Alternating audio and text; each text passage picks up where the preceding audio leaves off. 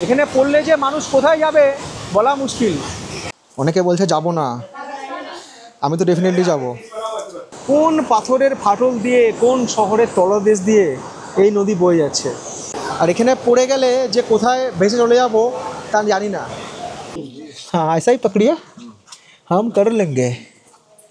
अरे यार कहाँ फंसा दिया रे भाई। 16 জুন থেকে 19 জুন নেপালের কাঠমান্ডুতে কাটিয়ে দিয়েছি 4টে রাত। দিনগুলো কেটেছিল কাঠমান্ডু শহরের আশেপাশের স্থাপত্য, ঐতিহাসিক কিংবা আধ্যাত্মিক স্থানসমূহ দেখে। রাতগুলো কেটেছিল এই অপেক্ষায় যে পরের দিন সকালে ঘুম থেকে ওঠার পর সংবাদ আসবে আমাদের তিব্বত যাওয়ার ভিসা এবং পারমিট এসে গিয়েছে। 19 জুন রাত অবধি অপেক্ষার পর যখন এক প্রকার নিশ্চিত হয়েই গেলাম যে ভিসা সংক্রান্ত জটিলতার কারণে আমাদের তিব্বত যাওয়া হচ্ছে না, তখন গল্পের মোড় ঘুরে গেল সম্পূর্ণ অন্য একদিকে, যেদিকে ছিল নেপালের পোখরা, নগরকোট, চন্দ্রগিরি পাহাড় এবং মুক্তিনাথ। আর সেই সঙ্গে বুঝেছিলাম নেপালে বেড়াতে এসে যারা নেচারের সন্ধান করেন তাদের জন্য প্রকৃতি হয়তো এই জায়গাগুলি সৃষ্টি করেছে। তারই একটা উদাহরণ 20 জুনের সকালে কাঠমান্ডু থেকে পোখরার পথে, যেখানে কভার করেছি কাঠমান্ডু থেকে পোখরার ফ্লাইট জার্নি সহ একদিনের সাইটসিংয়ে পোখরা ঘুরে দেখার আনকাট অভিজ্ঞতা। সেই অভিজ্ঞতাই আজ শেয়ার করব আমাদের নেপাল ভ্রমণের 3য় পর্বে। সব দর্শক বন্ধুকে সুপ্রভাত। আজ 20 জুন 2025, সময় ঠিক সকাল 7:30। গত 16 তারিখ আমরা কাঠমান্ডু এসে পৌঁছাই। 16, 17, 18, 19 4 দিন আমরা এখানে ছিলাম। আমাদের পরিকল্পনা ছিল যে আজ 20 জুন আমরা এখান থেকে রওনা দেবো হচ্ছে তিব্বতের উদ্দেশ্যে। কিন্তু আপনারা এর আগের পর্বে দেখেছেন বা এটা সম্পর্কে অবগত হয়েছেন যে আমাদের তিব্বতের ট্রিপ আনফর্চুনেটলি বাতিল হয়ে গিয়েছে। তার কারণ আমি বলেছি। সুতরাং লাস্ট মোমেন্টে প্ল্যান করলাম যে আমরা এখান থেকে পোখরা যাব, এবং যে সংস্থার সাথে আমরা ট্রিপ করছি, ট্রিপ টু টেম্পেলস, তারাই আমাদের এখান থেকে পোখরা যাওয়ার ফ্লাইটের টিকিট এবং হোটেল সব কিছু বুক করে দিয়েছে। সকাল 8টার সময় হোটেল থেকে চেক আউট করবো, আমাদের গাড়ি আসবে, যে গাড়ি আমাদেরকে এয়ারপোর্ট ড্রপ করবে, এবং তারপরে আমরা পোখরার দিকে প্রসিড করব। 51 বাজে, 8টায় গাড়ি আসবে, 9 মিনিট আছে। 9 মিনিটের মধ্যে আমাদের ব্রেকফাস্ট করতে হবে। ব্রেকফাস্টের পর্ব শেষ, চলে এসছে আমাদের গাড়ি। এটা হচ্ছে BYD। বাট আজকে আমরা যে এয়ারলাইন্সে ট্রাভেল করবো সেটা হচ্ছে Yeti airlines, YETI, Yeti airlines. এবার এই এয়ারলাইন্সের ফ্লাইটে ট্রাভেল করার সময় আমাদের যে টিকিট গতকাল ইস্যু হয়েছে, দেখাই আপনাদেরকে। এখান থেকে পড়েছে আমাদের এক একজনের 3900 নেপালি কারেন্সিতে কাঠমান্ডু থেকে পোখরা। ফ্লাইটে কাঠমান্ডু থেকে পোখরা লাগে হচ্ছে 25 মিনিট, আর যদি সেটা বাই রোড যেতাম সময় লেগে যাবে প্রায় 8 ঘন্টার কাছাকাছি। সময় সকাল 8:24। আমরা পৌঁছে গেছি কাঠমান্ডুর ত্রিভুবন ইন্টারন্যাশনাল এয়ারপোর্টে। আমাদের ওখানে ডোমেস্টিককে বলা হয় হচ্ছে অন্তর্দেশীয়, আর এখানে বলা হয়েছে আন্তরিক। এই পেয়ে গেছি হচ্ছে আমরা বোর্ডিং পাস, মোহিতের বোর্ডিং পাস, আমার বোর্ডিং পাস। এটা হচ্ছে ইয়েতি এয়ারলাইনের চেক ইন কাউন্টার। ফ্লাইটে টিকিট কাটার সময় যারা আপনারা ট্রাভেল করবেন কাঠমান্ডু থেকে পোখরা বা কাঠমান্ডু থেকে অন্য জায়গায়, মানে ডোমেস্টিকের কথা বলছি, প্রথমে কিন্তু ফ্লাইটের ভাড়া খুব কম দেখাবে। সেক্ষেত্রে আপনারা দেখে নেবেন যে আপনাদের ব্যাগ ওখানে ইনক্লুড করা আছে কিনা, না হলে কিন্তু আপনাদের লাগেজ এক্সট্রা পারচেস করতে হবে। বোর্ডিং পাস নেওয়ার সময় বললো যে আইডেন্টি প্রুফ দেখান, প্যান কার্ড অথবা ভোটার কার্ড। আমি প্রথমে আধার কার্ড দিয়েছিলাম, তো বললো প্যান কার্ড বা ভোটার কার্ড নেই। সেক্ষেত্রে আমি আমার পাসপোর্ট দিয়ে দিলাম, তো হয়ে গেল। ফ্লাইট ছাড়ার টাইম হচ্ছে সকাল 9:30। এখানে গেট নাম্বার হচ্ছে 2 থেকে 18 পর্যন্ত এখানে আছে মনে হয়। এখানে একটা ছোট্ট দোকান রয়েছে, ওখানে কেক, বিস্কুট কিছু পাওয়া যাচ্ছে। তো ওখান থেকে নিলাম হচ্ছে ফ্যানটার দাম পড়লো হচ্ছে 50 টাকা নেপালি কারেন্সিতে, আমাদের ভারতীয় টাকায় ওই 31 টাকা 25 পয়সা মতো। মনে হতেই পারে এটা ধর্মতলা থেকে হাওড়া স্টেশন যাওয়ার বাস, কিংবা আমাদের বহরমপুর থেকে ইসলামপুর।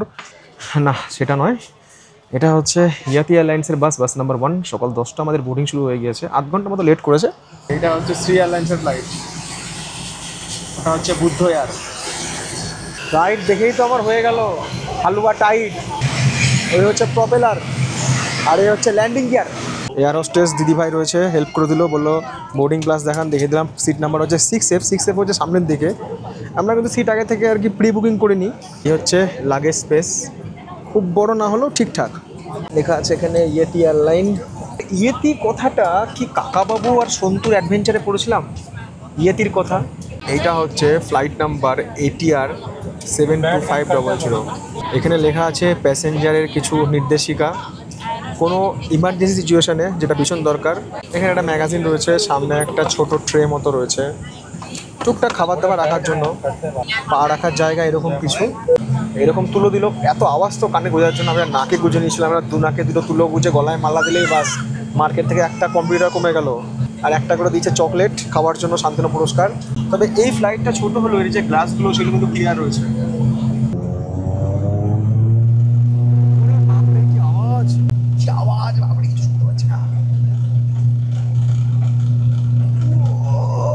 ঝালাপালা হয়ে গেল। প্রচণ্ড শব্দ করে ইয়েতি এয়ারলাইনের ছোট্ট এই ফ্লাইটটা কাঠমান্ডুর আকাশ ছিল।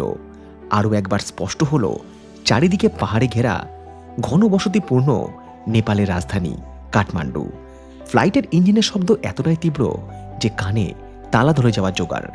যারা নিয়মিত যাতায়াত করে তাদের কাছে অবশ্য এই বিষয়টা খুবই সাধারণ। কাঠমান্ডু থেকে পোখরা মাত্র 25 মিনিটের জার্নি। ফ্লাইট খুব বেশি উচ্চতা দিয়ে চলাচল করে না বলে নিচে ঘন সবুজের জঙ্গল, নদীনালা কিংবা বিভিন্ন আকৃতির পাহাড় খুব সহজেই ক্যামেরাবন্দি করা যায়। আবহাওয়া পরিষ্কার থাকলে অন্নপূর্ণা এবং ধওলাগিরির মতো মাউন্টেন রেঞ্জও মাঝে মাঝে চোখে পড়ে। তবে মাউন্ট এভারেস্টকে এই দিকে দেখা যায় না, কারণ ওটা কাঠমান্ডুর সম্পূর্ণ উল্টো দিকে। ইয়েতি এয়ারলাইন থেকে দেওয়া হলো হচ্ছে একটা স্ন্যাক্স, সেঞ্চুরি স্ন্যাক্স, আর সেই সাথে একটা পিস অ্যাপেল জুস। ইন্ডিগোর ফ্লাইটে তো এক গ্লাস জল ছাড়া কিছুই দেয় না, তো এখানে যে এইটুকু ডিস্টেন্সের ফ্লাইটটাতে স্ন্যাক্স দিয়েছে অনেক ভালো ভাই। সময় 11:10 আমাদের ফ্লাইট ল্যান্ড করতে চলেছে পোখরা এয়ারপোর্টে। কাঠমান্ডুর মতোই কিন্তু পোখরা এয়ারপোর্টও চারিদিকে পাহাড়ে ঘেরা। পোখরা এয়ারপোর্টের কিছু আগেই দেখা দিল সবুজের মাঝে বিখ্যাত ফেওয়া লেক। ভৌগোলিক অবস্থানের দিক থেকে সমুদ্রপৃষ্ঠ থেকে 822 মিটার উচ্চতায় অবস্থিত পোখরা নেপালের মধ্যভাগে অবস্থিত এবং কাঠমান্ডুর পরে নেপালের দ্বিতীয় বৃহত্তম শহর। বিশ্বের সর্বোচ্চ 10টি পর্বতশৃঙ্গের 3টি, ধৌলাগিরি, অন্নপূর্ণা, মানাসালু, এই পোখরা উপত্যকার 25 থেকে 50 কিলোমিটারের মধ্যেই রয়েছে। পোখরা শহরের প্রধান নদী সেতী গণ্ডকী। ফেওয়া লেক থেকে উৎপন্ন এই নদীর দেখাও মেলে এই আকাশপথে বেশ কয়েকবার। ছবির মতো আঁকা।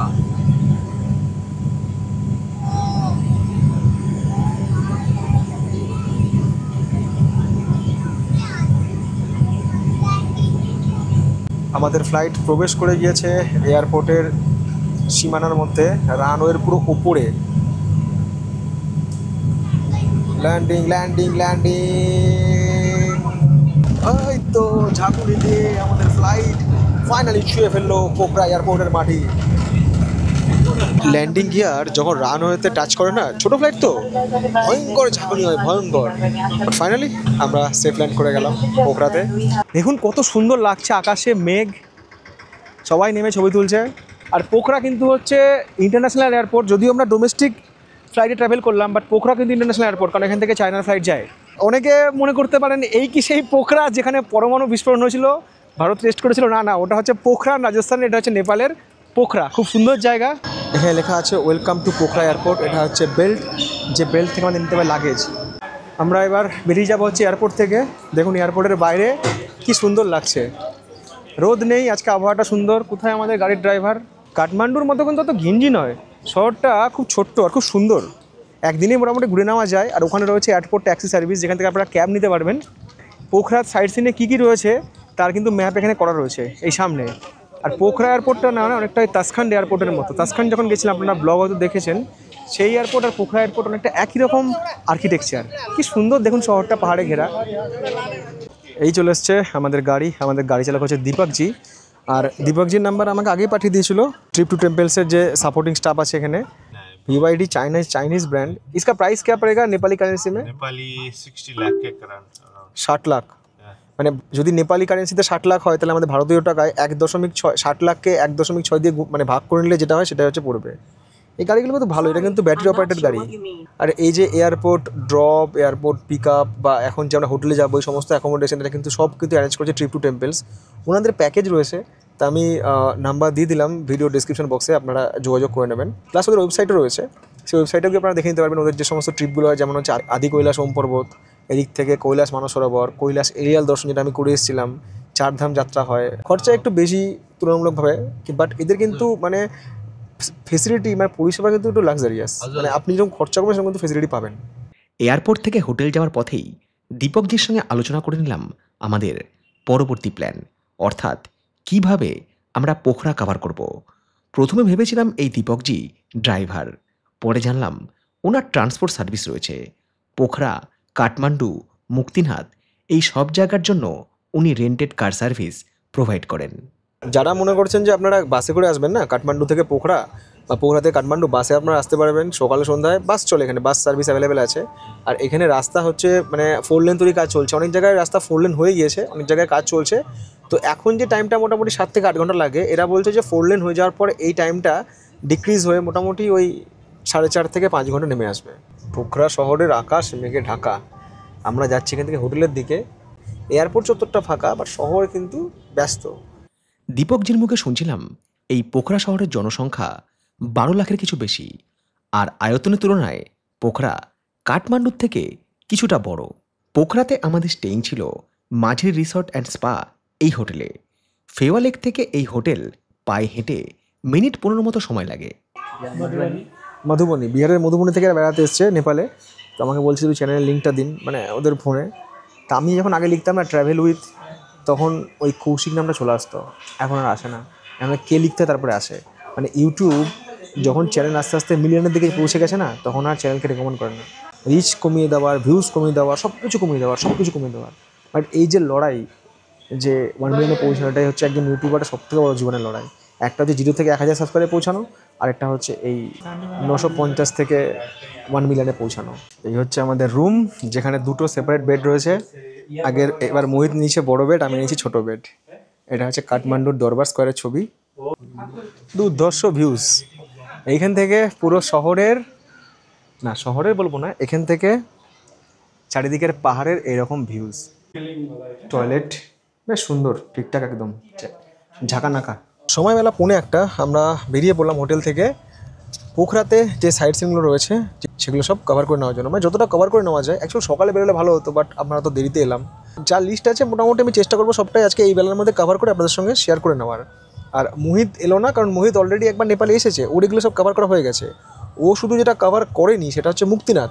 তো মুক্তিনাথ আগামীকাল সকালবেলা আমরা এখান থেকে বেরোবো এবং মুক্তিনাথ কভার করবো, তখন ও যাবে। বাট এটা আমি একাই কভার করছি। পোখরার রাস্তাঘাট দেখুন, কাঠমান্ডুর মতো অত কিন্তু বিজি নয়, বা এখানে কিন্তু অত গাড়ি চলছে না। রাস্তাঘাট ভালো, গাছ রয়েছে, ছায়া রয়েছে, সবুজে সবুজ, মানে মনে হচ্ছে একটা হিল স্টেশনে এসেছি। কাঠমান্ডু ঘুরে দেখার জন্য 2 দিন যথেষ্ট। তাহলে পোখরা থেকে মুক্তিনাথ করে মোটামুটি দিন 7 মধ্যে নেপাল ঘোরা যায়। এবার যদি আপনার লুম্বিনী যান বা আরও অন্য কোনো জায়গায় যান, সেটা আলাদা, সেটা অ্যাডিশনাল ডে হিসেবে কাউন্ট হবে। বা 6 থেকে 7 দিন এনাফ নেপাল কভার করার জন্য। পোখরার বিখ্যাত ফেওয়া লেকের এন্ডিং এখানেই হয়ে যায়, মানে এখানে লেকটা শেষ, তারপরে লেকের ওপরে বাদ দিয়ে হাইড্রো পাওয়ার ইলেকট্রিক তৈরি করা হয়। আর পোখরা নেপালে যে ডিস্ট্রিক্টটা অবস্থিত সেটা হচ্ছে গণ্ডকী। নেপালে একটা নদী আছে যার নাম হচ্ছে গণ্ডক নদী, ছোটোবেলায় পড়েছিলাম। সেই গণ্ডক নদী থেকেই গণ্ডকী জেলা, তারই আন্ডারে রয়েছে হচ্ছে এই পোখরা। আমরা মেন রোড ছেড়ে দিলাম। মেন রোড থেকে এবার পাহাড়ের ওপরে রাস্তা, চড়াই রাস্তা। এটা পুমডিকোট পর্যন্ত 6.5 কিলোমিটার। আর এই যে দীপকজি গাড়ি চালাচ্ছেন, আমি জিজ্ঞেস করছিলাম যে এটা তো ম্যানুয়াল গাড়ি নয়, এটা তো হচ্ছে অটোমেটিক গাড়ি, ব্যাটারি গাড়ি, অটোমেটিক গাড়ি। তো বললাম যে আপনাদের অটোমেটিক গাড়ি নিয়ে পাহাড়ে সমস্যা হয় না? আমাদের তো ওখানে বলে ম্যানুয়াল গাড়ি ছাড়া নাকি গাড়ি পাহাড়ে ওঠেই না। বলছে একদমই না, এই গাড়িতে যথেষ্ট পাওয়ার জেনারেট করে। ম্যানুয়াল গাড়ির থেকে অটোমেটিক গাড়ি পাহাড়ে নাকি ভালো ওঠে, চড়াইয়ে খুব সুন্দর, নাকি স্মুথলি উঠে যায়, কোনো সমস্যা হয় না, এবং পাওয়ারও বেশি, বারবার গিয়ার চেঞ্জ করতে হয় না। 1 ঘন্টা চার্জ করে নিল, তাহলে চলবে হচ্ছে 500 কিলোমিটার। এই হচ্ছে গিয়ার। এখানে আছে পার্কিং মোড, মানে হ্যান্ড ব্রেক, রিভার্স, নিউট্রাল আর ড্রাইভ মোড। যত আমরা আস্তে আস্তে উপরে উঠবো, তত উপর থেকে এই যে পোখরা শহরটা, যেটা একটু আগে আপনাদেরকে ফ্লাইট থেকে দেখাচ্ছিলাম, সেটা কিন্তু এই চড়াই রাস্তা থেকেও কিন্তু খুব ভালোভাবে দেখা যায়। মেঘটা অনেকটা কেটে গিয়েছে, কালো মেঘ কেটে গিয়ে এখন সাদা মেঘের দেখা দিয়েছে আকাশে। মাঝে মধ্যে ছোটো ছোটো পাহাড়ি ঝর্ণা দেখা পাচ্ছি, খুবই ছোটো ছোটো ঝর্ণা। আর রাস্তাঘাটও যথেষ্ট ভালো। অনেকে দেখছি লোকাল যারা, তারা বাইক নিয়ে এসছে, বাইক নিয়ে আর কি উপরে উঠছে। এখানেও বাড়িঘর আছে, জনজীবন আছে, স্কুল আছে, হোমস্টেও আছে ছোটোখাটো, সামনে স্কুল রয়েছে। এক কথায় মনে হবে উত্তরবঙ্গের কোনো পাহাড়ি গ্রাম, সেই পাহাড়ি গ্রাম আমরা কভার করতে যাচ্ছি। আর যারা আপনারা পোখরা প্ল্যান করছেন, মানে বাজেট ট্রিপ করছেন, তাদের ক্ষেত্রে আমি বলবো যে পোখরাতে কিন্তু সব বাজেট হোটেল পাবেন আপনারা। এখানে নেপালি কারেন্সি মোটামুটি 1500 থেকে 5000-এর এই রেঞ্জে হোটেল ঠিকঠাক পেয়ে যাবেন, হোটেলে কোনো সমস্যা হবে না। নেপাল কিন্তু কস্টলি নয়, কস্টলি মানে ট্রিপ নয়। ভুটান কস্টলি, কিন্তু নেপাল কস্টলি নয়। পুন্ড্রিকোট যে হিল স্টেশন, সেটা সমুদ্রপৃষ্ঠ থেকে প্রায় 1500 মিটার উচ্চতায় অবস্থিত। আর এখানে পৌঁছানোর পর মানে এই শিব মূর্তি দর্শন করার আগে আপনারা কিন্তু এখান থেকে খুব ভালো ভিউ পাবেন পোখরার ফেওয়া লেকের। এখানে ফটোগ্রাফি করতে পারবেন। তারপর পায়ে হাঁটা পথ, যে পথ আপনাকে পৌঁছে দেবে ওই কৈলাসনাথের মূর্তির কাছে, ওটা হচ্ছে শিবের কৈলাসনাথ মূর্তি। এইরকম হচ্ছে সিঁড়ি ওই শিব মূর্তির কাছে পৌঁছানোর জন্য। আর এইদিকে র্যাম্প রয়েছে, যারা বয়স্ক মানুষ চলাফেরা করতে পারেন না তারা কিন্তু হুইল চেয়ারের সাহায্যে এখানে পৌঁছে যাবেন। কৈলাসনাথের মূর্তি, যদি উচ্চতার কথা বলি তাহলে এই মূর্তিটা হচ্ছে নেপালের সেকেন্ড টলেস্ট মূর্তি। এর মোট উচ্চতা যদি বলি সেটা হচ্ছে 108 ফুট। কেন 108 ফুট? কারণ মূর্তিটা হচ্ছে 51 ফুট, আর যে এই সাদা রঙের যে ব্যাসার্ধের উপরে এটা হচ্ছে 57 ফুট। তাহলে 57 আর 51 টোটাল হচ্ছে 108 ফুট। পুমডিকোটের এই যে শিব মূর্তি রয়েছে তার নিচে এরকম শিবলিঙ্গ রয়েছে হচ্ছে 108টা। এটা আপনারা পরিক্রমা করতে পারেন। পরিক্রমা করার আগে একটা কথা মনে রাখবেন, শিবের পরিক্রমা কিন্তু বা শিব মন্দিরের পরিক্রমা কিন্তু অর্ধ পরিক্রমা হয়, পূর্ণ পরিক্রমা হবে না। আপনারা একদিক দিয়ে যাবেন, আবার সেই দিক দিয়েই ব্যাক করে এসে উপরে গিয়ে সিঁড়ি রয়েছে এই মূর্তি দর্শন করতে পারবেন। বাট ফেওয়া লেকের অ্যাকচুয়াল যদি ভিউ পেতে চান তাহলে কিন্তু এই জায়গাটার কোনো বিকল্প হয়ই না। ফেওয়া লেকের ভিউ তো হলো, এবার যদি ইচ্ছা করে যে আমরা পোখরা শহরের ভিউ দেখবো, যেটা আমি আস্তে আস্তে আস্তে আপনাদেরকে বলছিলাম যে পোখরা শহরে কিন্তু সুন্দর ভিউজ পাওয়া যায়, তাহলে আপনাকে একটু ডান দিকে আসতে হবে। এখানে দাঁড়িয়ে আপনি আলটিমেট বুঝতে পারবেন যে পোখরা শহরটা ঠিক কীরকম, মানে ভৌগোলিক অবস্থান কীরকম। আর ওই যে ওটা হচ্ছে বুদ্ধ স্তূপ বা শান্তি স্তূপ, ওটা আমরা যাওয়ার সময় দেখবো, ওটাও রয়েছে, ওটাও একটা অ্যাট্রাকশন পয়েন্ট, রাস্তার ওপরই পড়ে।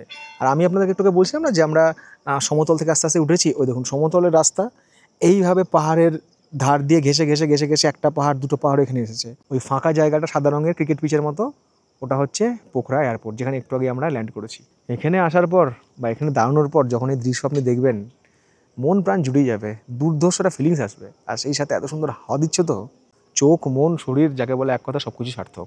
এই মহাদেবের মূর্তিটা এখানে তৈরি করার পর থেকে কিন্তু এখানকার ট্যুরিজম যেমন বেড়েছে, মানুষ এখানে পৌঁছেছে, তেমনি কিন্তু এখানকার রোড বা জনজীবন কিন্তু অনেক উন্নত হয়েছে। আগে কিন্তু এখানে অফরোড ছিল, অফরোড ড্রাইভ করে আসতে হতো, বাট এখন কিন্তু এই জায়গাটা অন্যরকম হয়ে গেছে পুরোপুরি, আমাদের ড্রাইভার সাহেব বলছে।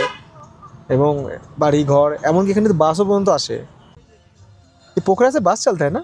हाँ, यहाँ से नीचे से बस आता है। এই পুন্ডরিকোট পর্যন্ত কিন্তু বাসও আসে, বাসে করেও কিন্তু আপনারা এখানে আসতে পারবেন। পুন্ডরিকোট যাওয়ার পথে কিংবা ফেরার পথে এখানে একটা ভিউ পয়েন্ট রয়েছে, গাড়ি এখানে দাঁড়াবে। শুধু আপনার গাড়ি বলে নয়, আরও অন্যান্য যেসব টুরিস্ট গাড়ি আছে সবাই এখানে দাঁড়ায়, কারণ এখান থেকে এই ফেওয়া লেকের দারুণ ভিউ পাওয়া যায়, দারুণ ফাটাফাটি। মানে এইখান থেকে লেক আরও স্পষ্ট, এবং লেকে যে বোটিং হচ্ছে এবং লেকে যে কালার এবং উপরে যে মেঘ, সেই মেঘের যে ছায়াটা লেগে পড়েছে এবং লেকের জলটা চারিদিকে পাহাড়ের জন্য সবুজে সবুজ, সেটা আপনি এই জায়গায় দেখতে পাবেন। আর এই ভিউ পয়েন্ট থেকে 15 মিনিট ওয়াকিং ডিস্টেন্স যেখানে রয়েছে পোখরা শান্তি স্তূপ। একজন বৌদ্ধ ভিক্ষু ছিলেন যার নাম হচ্ছে নিপ্পনজান মায়োহোজি। ওই নিপ্পনজান মায়োহোজি এই বৌদ্ধ শান্তি স্তূপ তৈরি করেছিলেন, যেটা এখান থেকে ওয়াকিং ডিস্টেন্স, এখান থেকে স্তূপের কিছুটা অংশ দেখা যায়। চাইলে আপনারা স্তূপও কিন্তু ভিজিট করতে পারেন। আর এই যে পাহাড়টা সামনে রয়েছে এটা হচ্ছে আনাদু পাহাড়। এই আনাদু পাহাড়ের প্রায় 1100 মিটার উচ্চতায় রয়েছে ওই শান্তি স্তূপ। বাট আমি এটা স্কিপ করছি, কারণ আমাদের আরও অনেক প্রোগ্রাম আছে, অনেক কিছু দেখানোর আপনাদের আছে। অনেক দেখলাম স্থাপত্য, স্তূপ, দরবার, এবার খালি দেখবো হচ্ছে নেচার। পোখরাতে 3টে মেন জিনিস রয়েছে, এই গুপ্তেশ্বর মহাদেব কেভ, ওইদিকে রয়েছে ডেভিস ফলস, আর হচ্ছে ফেওয়া লেক। এই 3টেই মেন জিনিস রয়েছে পোখরাতে, যার জন্য মানুষ আসে এবং পোখরাকে এই 3টেই জনপ্রিয় করেছে। তো এই গুপ্তেশ্বর মহাদেব কেভ, যেটা খোলার সময় হচ্ছে সকাল 6টা এবং ক্লোজিং টাইম হচ্ছে সন্ধ্যে 7টা। কেভ দেখতে যাচ্ছি না সুপার মার্কেট, সেটাই বোঝা মুশকিল। এখানে খুব সম্ভবত টিকিট রয়েছে, দেখি কত টাকা কি টিকিট। ইন্টারন্যাশনাল ভিজিটার হচ্ছে 100 টাকা, মানে ভারতের টাকায় হচ্ছে 62 টাকা। আর এখানে 5 বছরের বাচ্চাদের পর্যন্ত ফ্রি। আর নেপালে একটা জিনিস দেখলাম, এই যে এখানে এরকম সেলোটেপ মারা নোট না, মানে কাটা নোট সেলোটেপ মারা, যেগুলো আমাদের ওখানে কখনোই চলে না, নেপালে কিন্তু চলে যায়। এইটা কিন্তু সব থেকে অ্যাডভেঞ্চারাস জায়গা। সো এবার আপনাদের সিট দ্বারা এবং স্নায়ু টান টান করে বসুন। সবাই বলছে খুব ভালো জায়গা, কিন্তু ক্লান্ত হয়ে যাব। বর্ষাকালে কিন্তু এই জায়গাটা খুব একটা মানে সুখকর নয়, কারণ দেখছেন প্রচুর কিন্তু জল। এই সিঁড়ি দিয়ে কিন্তু খুব সাবধানে নামতে হবে, না হলে কিন্তু পড়ে গেলে চাপ আছে। এই হচ্ছে গুহা, নামার ওঠার রাস্তাটা হচ্ছে আলাদা।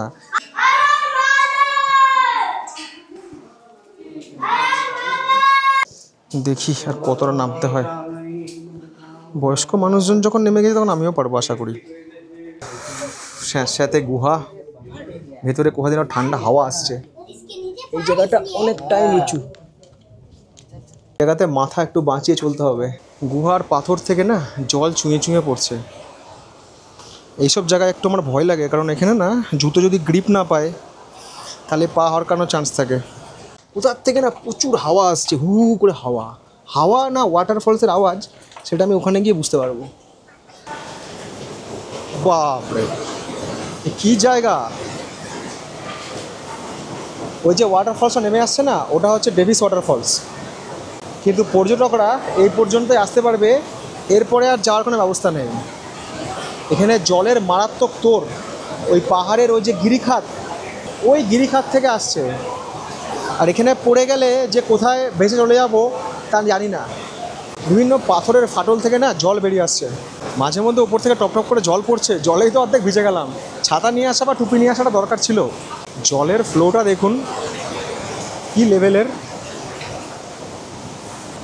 এখানে সিঁড়ি রয়েছে নিচে যাওয়ার জন্য। আমার মনে হয় আগে কখনো স্নান টান করার জন্য নামতে দিত, কারণ ওই জায়গাটা ঘেরা রয়েছে। এইটা হচ্ছে এই গুহার শেষ প্রান্ত। ও এখানে রয়েছে মহাদেব এবং পার্বতীর মূর্তি। এখানে এক টানা জল পড়ছে, এক টানা। এই সমস্ত নোটগুলো ভিজে গিয়েছে। এখানে অনেক ভারতীয় আছে। এরপরে কিন্তু আর কোনো রাস্তায় নেই, দেখুন বন্ধ। আর ওই গিরিখাত থেকে বেরিয়ে আসছে। এই জায়গায় আসার পর ফোনের নেটওয়ার্ক কিন্তু কিচ্ছু নেই, মানে আপনি সম্পূর্ণ নেটওয়ার্ক থেকে বিচ্ছিন্ন। কারেন্ট ফারেন্ট চলে গেলে কী অবস্থা আমি জানি না, বাট আমি বলবো যে এইসব জায়গায় বেশিক্ষণ না থাকাই ভালো, এখান থেকে ফিরে যাওয়াই ভালো। কখন কোন ঝামেলা চলে আসবে এমনিতে। জুন মাস খুব একটা ভালো মাস নয়। গিরগিটির মতো তরতর করে নেমে এসেছি, এবার কচ্ছপের মতো টুকটুক করে উঠতে হবে। বাট এই গুহাতে আসার জন্য কিন্তু কেউ হাই চপ্পল পরে আসবেন না, জুতো পরে আসবেন। জুতো কিন্তু মাস্ট, কারণ পা কিন্তু পিছানোর চান্স আছে। আর খুব সাবধানে হাঁটবেন, পাথর তো, পা পিছলে গেলে চাপ হয়ে যাবে। খুব সুন্দর লাগলো সত্যি। ছোটোবেলায় এসেছিলাম, স্মৃতি কিছু কিছু মনে আছে। তবে যারা আপনারা আমার মেঘালয় সিরিজ দেখেছেন, ওখানে যে মসমাই কেভে গিয়েছিলাম, ওই যে কেভের এক্সপিরিয়েন্স ছিল, তার কাছে এটা এমন কিছু মনে হলো না। হ্যাঁ, ওখানে জল ছিল না, এখানে জল আছে, এটা হচ্ছে ব্যাপার। গুপ্তেশ্বর মহাদেব কেভ, উল্টো দিকে রয়েছে রাস্তার ডেভিলস ওয়াটারফলস। ডেভিল নয়, ডেভিস ওয়াটারফলস। কেন ডেভিস ওয়াটারফলস নাম, সেটা আমি আপনাদেরকে ওয়াটারফলস দেখতে দেখতে গল্পটা বলবো। এই রাস্তাতেও একটা ছোটোখাটো মার্কেট বসে গিয়েছে। টিকিট কাউন্টার রয়েছে, যেখানে ফরেনারদের জন্য হচ্ছে 150 টাকা। এখানে টিকিট হচ্ছে নেপালি কারেন্সিতে 150 টাকা, নেপালি টাকায়। টিকিট কাটতে গিয়ে এক নটাঙ্কি তৈরি হয়েছে। এরা বলছে ইন্ডিয়ান টাকা নেবো না, আমার কাছে নেপালি টাকা নেই, সব 500 টাকার নোট। এবার কী করবো? ড্রাইভারকে ফোন করলাম, তো ড্রাইভার বলছে এখানে কোনো দোকানে আপনি কিছু কিনুন, তাহলে আপনার কাজ হয়ে যাবে। এবার দোকানে কী কিনবো? আমার সব মেয়েদের জিনিসপত্র, চুড়ি মালা হ্যানা ত্যানা, মেয়েদের ড্রেস থোড়ি আমার কাজে লাগবে। দেখলাম এই হাওয়াই পাখা আছে। দাম কত বললো? ভারতীয় টাকা 60 টাকা, নেপালের টাকা 100 টাকা। এখানে ফোনপে কাজ করে, তো ফোনপেতে আমাদের ভারতীয় টাকায় পে করলাম হচ্ছে 153 টাকা মতো। আমাকে দিল হচ্ছে এই পাখাটা, সেই সঙ্গে আরও 150 টাকা। টিকিট কাটলাম এই ওয়াটারফলস দেখার জন্য। জলের এখানে সাংঘাতিক ফোর্স, এবং এখানে আপনারা দেখছেন অলরেডি কিন্তু রামধনু তৈরি হয়েছে। এই ডেভিস ওয়াটারফলসের একটা নাম রয়েছে, নেপালি নাম, সেটা হচ্ছে পাতাল কি চাঙ্গো নেপালি ভাষায়। পাতাল কি চাঙ্গো কথার অর্থ হচ্ছে পাতালের জলপ্রপাত। তো এই ওয়াটারফলস নিয়ে একটা কাহিনী রয়েছে। 1961 সালে এক সুইডেন নাগরিক বাবার মেয়ে, তারা এখানে এসেছিল, এবং এখানে সাঁতার কাটতে কাটতে কোনোভাবে সেই মেয়েটি ভেতরে চলে যায়, মানে সুড়ঙ্গের ভেতরে চলে যায়, এবং 3 দিন পরে তার মৃতদেহ উদ্ধার করা হয়। তো তার নাম অনুসারেই তখন তার বাবা এই জায়গার নাম করেছিল, মানে এই ওয়াটারফলসের নাম করেছিল হচ্ছে ডেভিস ওয়াটারফলস, ডেভিস। কিন্তু পরবর্তী সময় এই ডেভিস নাম থেকে হয়ে গিয়েছে দেবীর ওয়াটারফলস। আর এই ওয়াটারফলস কিন্তু এই যে সুড়ঙ্গ, এই সুড়ঙ্গ দিয়ে প্রবেশ করছে। এবং একটু আগেই যে আমরা ওই গুপ্তেশ্বর মহাদেবের গুহা দেখে গেলাম, ওই গুপ্তেশ্বর মহাদেবের গুহার ভিতর দিয়ে জল যাচ্ছিল, তার সোর্স কিন্তু হচ্ছে এই ওয়াটারফলস। এখানে কিন্তু বিশাল, প্রায় 500 ফুট গভীর গর্ত রয়েছে এখানে, এবং চারিদিকটা ঘেরা রয়েছে। জুন থেকে সেপ্টেম্বরই এটা বেস্ট টাইম দেখার জন্য, কারণ তখন এখানে প্রচুর জল থাকে। এর আগে আমি যখন জগদলপুর গেছিলাম, তখন আপনাদের দেখিয়েছিলাম অনেক ওয়াটারফলস। সব থেকে সুন্দর জায়গা জগদলপুর, অনেকে ভিডিও দেখেনি, জানি না কেন। এরপর করতে হচ্ছে লাঞ্চ, কারণ সময় ঘড়ি বলছে এখন অলরেডি 3:45 বেজে গিয়েছে। এই চত্বরে কিন্তু অনেক দোকানপাট রয়েছে, মানে রেস্টুরেন্ট হোটেল রয়েছে যেখানে আপনারা খাওয়া দাওয়া করতে পারেন। মোটামুটি ভারতীয় খাবারও এখানে পাওয়া যায়, দেখছিলাম লেখা আছে ইন্ডিয়ান ডিশ, ইন্ডিয়ান থালি।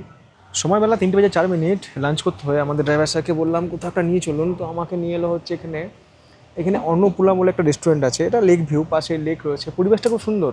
সন্ধ্যাবেলার অ্যাম্বিয়েন্সটা নিঃসন্দেহে ভালো হবে, এখন দুপুরবেলায় অতটাও আর কি ব্যাপারটা যাচ্ছে না। এখানে আবার ট্যাক্স রয়েছে, 10% গভর্নমেন্ট ট্যাক্স আর 10% সার্ভিস ট্যাক্স। এখানে নেপালি থালি রয়েছে, মাটন থালি রয়েছে, স্যালাড রয়েছে, আর ড্রিঙ্কস আইটেম প্রচুর রয়েছে। আমি অর্ডার দিলাম হচ্ছে এখানে চিকেন চাউমিন পড়লো হচ্ছে 498, এটা হচ্ছে নেপালি কারেন্সিতে। টেস্ট কি মোটামুটি, মানে এই চাউমিনগুলো খুব মোটা সরু হলে সাত করে খাওয়া হয়ে যায়, একটু মোটা। সন্ধ্যাবেলা এই জায়গাটা বিশাল জমজমাট হয়ে যায়, রেস্টুরেন্ট, ক্যাফে, কফি শপ, টি শপ সব রয়েছে। তবে এখানকার মানুষজন এখনও প্রকৃতি সম্পর্কে, পরিবেশ সম্পর্কে খুব নয় সচেতন। এই দেখুন খাওয়া দাওয়ার কফির কাপ, প্যাকেট, বোতল সব এখানে ফেলে রেখে দিয়েছে, মানে চত্বরটাকে নোংরা করে রেখে দিয়েছে। এটা হচ্ছে লেক সাইড স্ট্রিট। এখানে কেএফস থেকে শুরু করে সমস্ত দোকানপাট কিন্তু রয়েছে। যদি টুকটাক কেনাকাটা, খাওয়া দাওয়া কিংবা নাইট লাইফ, ভালো রেস্তোরাঁ সন্ধান করেন তাহলে কিন্তু এই জায়গায় আপনারা সব পেয়ে যাবেন। রাস্তার দুপাশেই রয়েছে দেখুন। দিনের বেলা এই জায়গাটা এরকম লাগছে, কিন্তু সন্ধ্যাবেলা হলে এই জায়গায় জমজমাট। পোখরা শহরে একটাই ক্যাসিনো রয়েছে, এটা হচ্ছে তাজ ক্যাসিনো। বাট নেপালের কাঠমান্ডু বা পোখরাতে যেখানে ক্যাসিনো রয়েছে সেখানে একটা রুলস রয়েছে, কি বলুন তো, সেখানে বাইরের দেশের কেউ যেতে পারবে, কিন্তু নেপালের কোনো রেসিডেন্টস বা নেপালের কোনো জনগণ কিন্তু সেখানে প্রবেশ করতে পারবে না বা গ্যাম্বলিং করতে পারবে না। বললাম কেন এরকম নিয়ম কেন? তো বলে যে যদি নেপালের মানুষজন গ্যাম্বলিং করতে শুরু করে বা করতো, প্রথমত এটা তো একটা বিরাট বড় নেশা, আর দ্বিতীয়ত এই নেশাতে সবাই টাকা আর কি লুটিয়ে ফেলতো, সব টাকা নষ্ট করতো। সবাই যে জিতবে, সবাই যে গেইন করবে তার মানে নেই, বহুত লোক লসও করে। তার জন্য নাকি নেপাল সরকার থেকে এটা মানে বারণ করা আছে, নেপালের কোনো যেতে পারবে না। বাট যেটা বিদেশ থেকে আসছে, যেমন আমি ইন্ডিয়া থেকে এসেছি, কেউ হয়তো অন্যান্য দেশ থেকে এসে, তারা এখানে গিয়ে কিন্তু গ্যাম্বলিং করতে পারবে। আর এখানেও কিন্তু ভালো ভালো স্পা আছে। স্ট্রিট নাম্বার 13-এ 13 নম্বর স্ট্রিট, সেখানে স্পা রয়েছে অনেক। এইটা হচ্ছে পোখরার লোকাল এয়ারপোর্ট, হ্যাঁ, লোকাল ডোমেস্টিক এয়ারপোর্ট। আমরা তো ইন্টারন্যাশনাল নেমেছিলাম, এটা ডোমেস্টিক। এখানে ওই জমসম বলে যে জায়গাটা আছে, মুক্তিনাথ যাওয়ার জন্য জমসম যেতে হয়, কাল দেখাবো। ওই জমসম যাওয়ার ফ্লাইট, তারপরে হচ্ছে চার্টার বিমান, তারপর হেলিকপ্টার, এইসব রাইড এখান থেকেই হয়। এখানেও রানওয়ে রয়েছে, শুধু রানওয়েটা পরিষ্কার, বাকি সব জঙ্গলে ঘেরা। পোখরাতে রয়েছে ইন্টারন্যাশনাল মাউন্টেন মিউজিয়াম, IMM, মানে যারা পর্বতারোহী তাদের সব কিছু ডিটেলস কিন্তু এখানেই পাওয়া যাবে। এখানে ভারতীয় নাগরিকদের জন্য সার্ক সিটিজেন হচ্ছে 350। এখানে ফোনপে কিন্তু চলবে। এটার ওপেনিং টাইম হচ্ছে সকাল 8:30 থেকে বিকাল 5:30 পর্যন্ত, সপ্তাহে 7 দিনই খোলা থাকে। এটা খানিকটা হেঁটে ভেতর দিকে যেতে হবে এই মিউজিয়াম দেখার জন্য। জায়গাটা ভীষণ সুন্দর, পাখি ডাকি ডাকছে, ঝিঝি পোকা ডাকছে, সবুজে সবুজ। এইটা হচ্ছে পোখরার বাস স্ট্যান্ড। পোখরা থেকে কাঠমান্ডু বা অন্যান্য শহরে যাওয়ার বাস কিন্তু এখান থেকে ছাড়ে। এই স্ট্রিটটা হচ্ছে পোখরার নয়া বাজার। তো নয়া বাজারের বিশেষত্ব কী? ধরুন গাড়ি বা মোটর সাইকেলের সব শোরুম, তারপরে হচ্ছে service centre, parts, spare parts সব এখানে পাওয়া যায়। এইদিকে রয়েছে TVS, ইয়ামাহা, ইয়েদি, অনেক কিছু রয়েছে এখানে, মানে 4 হুইলার 2 হুইলার, গ্যারেজ ট্যারেজ সব কিছু এখানে রয়েছে, স্পেয়ার পার্টস। এইটা হচ্ছে সেতি রিভার গর্জ। এখানে বিদেশি পর্যটক মানে ভারতীয়দের জন্য হচ্ছে 40 টাকা। সেতি রিভার গর্জ এই জন্যই বলা হয়, গর্জ মানে হচ্ছে এখানে গর্জন, অর্থাৎ গর্জনরত সেতি রিভার এই শহরের মধ্যে দিয়ে বয়ে গিয়েছে। এবার কোথায় বয়ে গিয়েছে এটা খুঁজে পাওয়া খুব মুশকিল, মানে অনেক গভীরে বয়ে গিয়েছে। কোন পাথরের ফাটল দিয়ে, কোন শহরের তলদেশ দিয়ে এই নদী বয়ে যাচ্ছে। আর এই একটা টানেল, এটা হচ্ছে টানেল নাম্বার 3। এই টানেল যেটা কাটা হয়েছে, এই টানেল থেকে নদীর জল নিয়ে ওই জলবিদ্যুৎ উৎপাদনের জন্য পাঠানো হয়। এই সেতী নদী উৎপন্ন হয়েছে অন্নপূর্ণা যে পর্বত বা অন্নপূর্ণা পর্বতমালা সেখান থেকে, এবং নেপালের একটা নদী ত্রিশুলা, সেই ত্রিশুলায় গিয়ে নদী আর কি মিলিত হয়েছে, মানে ত্রিশুলার এটা হচ্ছে উপনদী। এই সামনে রয়েছে গোর্খা মিউজিয়াম, চাইলে আপনারা ভিজিট করতে পারেন। বিভিন্ন গোর্খা জনজাতির তাদের জীবন, তাদের ইতিহাস, তাদের উত্থান সব কিছুই ওখানে রয়েছে, চাইলে আপনারা ভিজিট করতে পারেন। ছোটোবেলায় একটা কার্টুন দেখতাম না, ব্যাটম্যান গেমও খেলেছি কম্পিউটার অনেক। তো এখানে রয়েছে ব্যাট গুফা, মানে গুয়ার মধ্যে আর কি বাদুর রয়েছে, একটু ডিফিকাল্ট নাকি যাওয়া, আমাদের ড্রাইভার সাহেব বলছিল।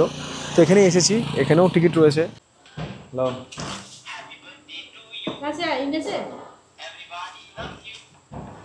এই দেখুন এখানে টিকিট নিলাম নেপালি কারেন্সিতে 80 টাকা, আর আমাদের ইন্ডিয়ান কারেন্সিতে আইসি 50 টাকা। এখানে লাইটও পাওয়া যাচ্ছে, এই লাইটটা কিন্তু আমাদের দরকার, কারণ ভেতরে চলেছে অন্ধকার। মাস্ক পরে নিলাম, কি জানি বাদুর থেকে আবার কী রোগ ছড়ায়, দেখা যাচ্ছে এমন একটা কিছু রোগ টোগ হলো, উড়ে বেড়াচ্ছে চারিদিকে বাদুরের মতো।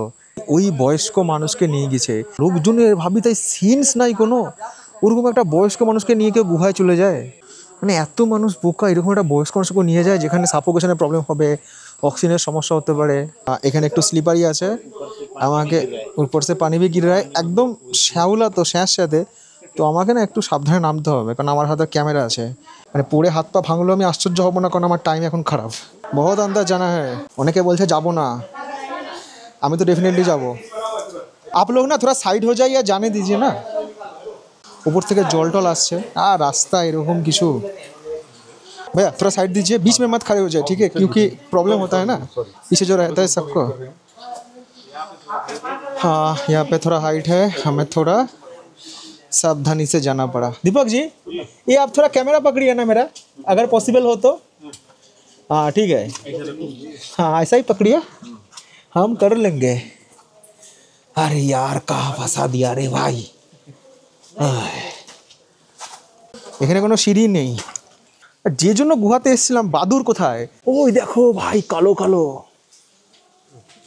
ওই দেখো এই হচ্ছে কালো কালো সব বাদুর। थोड़ा ऊपर लाइट दीजिए ना हल्का, हाँ लाइट देने से वो আবার ছটপট करेगा। এই দেখুন উপরে সব বাদুর লোকে আছে।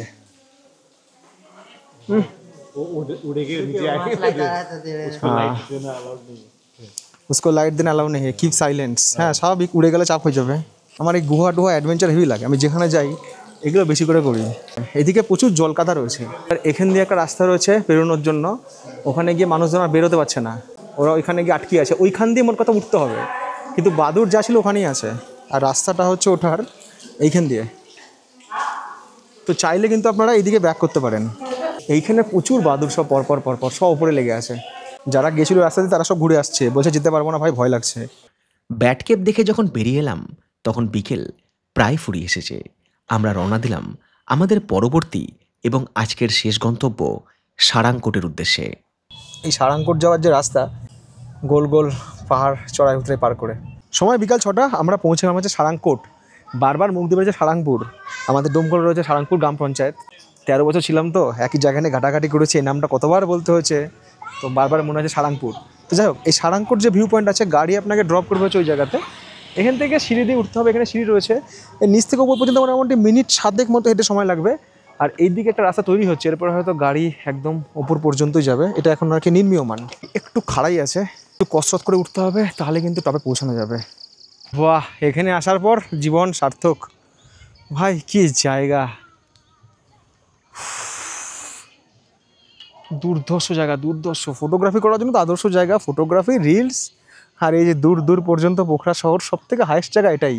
সূর্য এখন কিন্তু অস্ত যায়নি, মেঘের জন্য দেখা যাচ্ছে না, যেখানে যেখানে মেঘের আল থেকে সূর্য বেরিয়েছে সেখানে রোদ, দেখুন ওই জায়গাটায় রোদ, আর এদিকে ছায়া, এইদিকে লেকটা রয়েছে, ওইদিকে এয়ারপোর্ট, খুব সুন্দর ভিউজ পাওয়া যায় এখান থেকে, ওই ধওলাগিরি, তারপরে হচ্ছে মানসালু, অন্নপূর্ণা, এই সমস্ত যে রেঞ্জ রয়েছে এগুলোর ভিউজ পাওয়া যায়। সানরাইজ এখান থেকে দুর্দান্ত, সানসেট দুর্দান্ত, প্লাস পুরো পোখরা শহরের ভিউ আপনারা এখান থেকে দেখা যায়। মোটামুটি বছর 3 হলো এই জায়গাটা এখন ডেভেলপ হয়েছে, রাস্তাঘাট হয়েছে, ট্যুরিস্ট অ্যাট্রাকশন পয়েন্ট তৈরি হয়ে গেছে। আর ওইখানে রয়েছে একটা ওয়াচ টাওয়ার, ওই পঞ্চমুখী গণেশের ওপরে ওইখানে রয়েছে ওয়াচ টাওয়ার, ওই ওয়াচ টাওয়ার থেকেও কিন্তু চারিদিকে খুব সুন্দর ভিউজ পাওয়া যায়। ওয়াচ টাওয়ার যাওয়ার জন্য এখান থেকে রাস্তা রয়েছে, বাট প্লিজ আমি আর ওপরে উঠতে পারছি না, এবার আমাকে নিচে নামতে হবে, ওই ওয়াচ টাওয়ারের ওপরে ওঠা আবার সিঁড়ি বেয়ে আবার নেমে আসা, আই কান্ট। একটা তথ্য দিয়ে রাখি, পোখরা থেকে এই সারাংকোট হিল স্টেশন পর্যন্ত কেবল কার বা রোপওয়ে পরিষেবাও রয়েছে। যদি আপনারা এই রোপওয়ে এখানে আসেন, অন্নপূর্ণা রোপওয়ে, আমি জায়গাটা দেখালাম আপনাদেরকে, তাহলে কিন্তু আপনারা রোপওয়ে করেও ওপরটা গিয়ে আবার মানে এক পিঠ গিয়ে আবার আরেক পিঠ ঘুরে আসতে পারেন, মানে ওপরটা একবার একটা ভিউ দেখে আসতে পারেন। ওই দিকে রয়েছে ওই কেবল স্টেশন, কেবল কার স্টেশন, ওই অবধি রোপওয়ে আসছে, তারপরে আপনাদেরকে এই জায়গাটায় পৌঁছাতে হবে সারাংকোটে। আর রোপওয়ের টিকিট হচ্ছে যাতায়াতের জন্য ওই নেপালি কারেন্সিতে 1000 টাকার মতো। এই পোখরা লেকটা না একসময় বিরাট বড় ছিল, পুরোটাই লেক ছিল, পরবর্তীকালে বৃষ্টি হয়েছে প্রচুর, কিছু ভূমিক্ষয় হয়েছে, প্রাকৃতিক বিপর্যয় হয়েছে, তার জন্য না এই লেকের চারিদিকে এখন মাটি ভরাট হয়ে গিয়ে চাষবাসের কাজ হচ্ছে। এখন লেক দেখুন একটা নদীর মতো এঁকে বেঁকে চলে গিয়েছে। আর এখানে দাঁড়িয়ে এইরকম বিকালে এক কাপ কফি ঠিকই আছে। পোখরাতে রয়েছে শ্রী বিন্ধ্যবাসিনী মন্দির, যার ইতিহাস প্রায় 250 বছরও বেশি সময় প্রাচীন। পোখরা থেকে জমসম যাওয়ার পথে বা মুক্তিনাথ যাওয়ার পথেই কিন্তু এই বিন্ধ্যবাসিনী মন্দির পড়বে, একদম পোখরার কাছেই। আপনারা পোখরা সাইড সিনেও এই মন্দির কভার করে নিতে পারবেন। সবাই যত্রতত্র জুতো রেখে দিয়েছে এখানে, কিন্তু এখানে কিন্তু জুতো রাখার জন্য শু কাউন্টার আছে, যেখানে আপনারা জুতো রাখতে পারবেন। বিন্ধ্যবাসিনী মন্দির হচ্ছে নেপালের এই পোখরার সবথেকে প্রাচীনতম মন্দির, এবং স্থানীয় মানুষরা তো বটেই, এমনকি বিদেশ থেকে কিন্তু অনেক মানুষ এই বিন্ধ্যবাসিনী মন্দির দর্শন করতে আসে, কারণ এই মন্দিরটার একটা অন্যরকম মাহাত্ম রয়েছে। এছাড়াও মন্দির চত্বর যদি আপনারা দেখেন তাহলে সরস্বতী মন্দির, শিব মন্দির, হনুমান মন্দির, গণেশ মন্দির, আরও অন্যান্য সমস্ত এখানে মন্দির রয়েছে, যেগুলো এখানকার যারা ভক্তরা এসছেন তারা আর কি সব কিছু ভিজিট করছেন। এই মন্দির নিয়ে আরও একটা জনশ্রুতি রয়েছে, সেটা একটু বলি। কাস্কি রাজা ছিলেন হচ্ছে রাজা সিদ্ধিনারায়ণ শাহ। কাস্কি হচ্ছে সেই জেলা যেখানে পোখরা শহর অবস্থিত। কাস্কি একটা ডিস্ট্রিক্ট নেপালের। তো এই কাস্কি রাজা ছিলেন সিদ্ধিনারায়ণ শাহ। তিনি একবার দেবীর স্বপ্নাদেশ পান। সেই স্বপ্নাদেশ পাওয়া মাত্র তিনি তার লোকেদেরকে বলেন যে উত্তরপ্রদেশের যে বিন্ধ্যাচল পর্বত আছে, বিন্ধ্যাচল একটা স্টেশনও আছে আপনারা জানেন, তো সেই এই বিন্ধ্যাচল পর্বতে দেবী অবস্থান করছেন। তো তখন রাজার লোকেরা সেখান থেকে দেবীকে নিয়ে আসেন সেই স্বপ্নাদেশ পেয়ে, এবং এখানে এনে প্রতিষ্ঠা করেন। তখন থেকেই নাকি এই মন্দির এখানে আর কি রয়েছে। আর এই মন্দিরটা শুধু সুন্দর বললে বলা ভুল হবে, এই মন্দির চত্বর থেকে আশেপাশের দৃশ্য ভীষণ সুন্দর, কত পাহাড় আর মাউন্টেন রেঞ্জ। ঐতিহাসিক কিংবা আধ্যাত্মিক দিক ছাড়াও এই বিন্ধ্যবাসিনী মন্দির থেকে চারিদিকের প্রাকৃতিক সৌন্দর্য, বিশেষ করে বিভিন্ন মাউন্টেন, অন্নপূর্ণা 1 থেকে অন্নপূর্ণা 4, ফিস্টেল, গান্দ্রুকের মতো বিভিন্ন স্নোপিক দেখা যায় যদি আবহাওয়া পরিচ্ছন্ন থাকে। আমি আপনাদেরকে একটা কথা বলছিলাম না, যে এখানে কিন্তু আপনারা স্কুটি নিয়ে ঘুরতে পারবেন। এখন তো সব জায়গাতে স্কুটি পাওয়া যায়, পুরীতেও পাওয়া যায়, গোয়াতেও পাওয়া যায়, পোখরাতেও পাওয়া যায়। তো এখানে দোকান আছে। আমরা সন্ধ্যাবেলা ঘুরতে বেরিয়েছি, জিজ্ঞেস করছিলাম, বললো যে স্কুটি এরা রেন্ট দেয় হচ্ছে 12 ঘন্টার জন্য। 12 ঘন্টার জন্য হচ্ছে 1200 টাকা, সকাল 8টা থেকে রাত্রি 8টা। আর ডকুমেন্টস হিসেবে লাগবে হচ্ছে আপনার আধার কার্ড আর হচ্ছে ড্রাইভিং লাইসেন্স। 2000 টাকা ডিপোজিট রেখে আপনি আবার গাড়ি ফাড়ি ঘুরিয়ে দিয়ে তারপরে আবার ডিপোজিটটা ব্যাক নিয়ে চলে যাবেন। এই হচ্ছে পোখরার মার্কেট।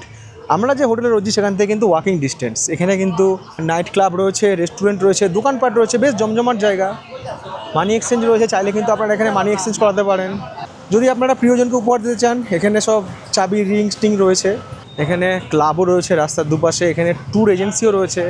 গরম গরম চা, সেই সাথে কাবাব, লা জবাব। আর এখানে কিন্তু ইন্ডিয়ান ফুডও পাওয়া যায়, পাঞ্জাবি রসোই। এখানে ভেজ, নন ভেজ সব রকম খাবার কিন্তু পাওয়া যায়। বাটার নানও পাওয়া যায়, তন্দুরিও পাওয়া যায়। প্রচুর স্পা পার্লার রয়েছে, পাঞ্জাবি রেস্টুরেন্ট রয়েছে, স্ট্রিট ফুড রয়েছে। হট করে আমার মনে হলো এই জায়গাটা বোধহয় ওই বালির মতো। বালির ব্লগ আপনারা তো কেউ দেখেছেন, অনেকটা বালির মতো সন্ধ্যাবেলা এই জায়গাটা। এখানেও কিছু ভালো স্পা রয়েছে। এটা হচ্ছে প্ল্যানেট স্পা, 5 তলা মল, পুরোটাই স্পা। স্পায়ে আমাদের এখানে 2500 করে পড়বে নেপালি কারেন্সি। আমাদের দুজনের দেখলাম হিসাব করে ভারতীয় টাকা 3100 মতো খরচা হবে, 3125 কি 3150 মতো। আপনি যদি মনে করেন অথেন্টিক স্পা নেব, গুগলের রেটিংটা দেখে নেবেন, আর নিচে কমেন্টসগুলো পড়ে নেবেন যে রিভিউ লোকে কি দিয়েছে। নেপাল আর বাংলাদেশে কাজ করে হচ্ছে পাঠাও, আর এখানে ইনডাইভও রয়েছে। ইনডাইভ সস্তা, তো ইনডাইভে ক্যাব আপনারা কিন্তু নিয়ে ঘুরতে পারেন বা কোথাও যেতে পারেন আপনাদের গন্তব্যে। যেমন আমরা ওলা উবের করি। আর এই দাদার সাথে কথা বলছিলাম, যদি আপনারা পোখরার সাইট সিন করতে চান না, ধরুন আপনাদের মনে হলো পুরো ফুল ডে সাইট সিন করবো, যেমন আমি করলাম, সেক্ষেত্রে কিন্তু ক্যাব আপনারা নিতে পারে। এই ক্যাবে যে আমি ঘুরছি সেটা হচ্ছে নেপালি কারেন্সিতে 5000। এবার ইন্ডিয়াতে হিসাব করে নিন কত হতে পারে। রাত 9টা বেজে 58 মিনিট, 10টা বাজতে চললো। এতে তো 9:30 সব ক্লোজ হয়ে যায়, অনেকের খাওয়া টাওয়া হয়ে গেছে। তো আমরা ঠিক করলাম যে এখানে রুমে যাওয়ার আগে এখানে খাওয়া দাওয়াটা করে নিই। এখানে রয়েছে কড়াই চিকেন, মিক্স ভেজ আর হচ্ছে পোলাও। রাতের খাওয়া দাওয়ার পর্ব শেষ করার মধ্যে দিয়েই পোখরা ভ্রমণ দিয়ে শেষ করলাম আমাদের নেপাল সিরিজের 3য় পর্ব। দর্শকদের জন্য বলে রাখি, আগামী 24শে অক্টোবর থেকে 29শে অক্টোবর 2025 আমাদের প্রথম গ্রুপ ট্যুর হতে চলেছে থাইল্যান্ডের ফুকেট এবং ক্র্যাবিতে। এই গ্রুপ ট্যুরে অংশগ্রহণ করতে ইচ্ছুক দর্শকরা যোগাযোগ করতে পারেন স্ক্রিনে দেওয়া নম্বরে অথবা ইমেলে। ফিরব মুক্তিনাথের পর্ব নিয়ে আমাদের নেপাল সিরিজের পরবর্তী অর্থাৎ 4র্থ পর্বে।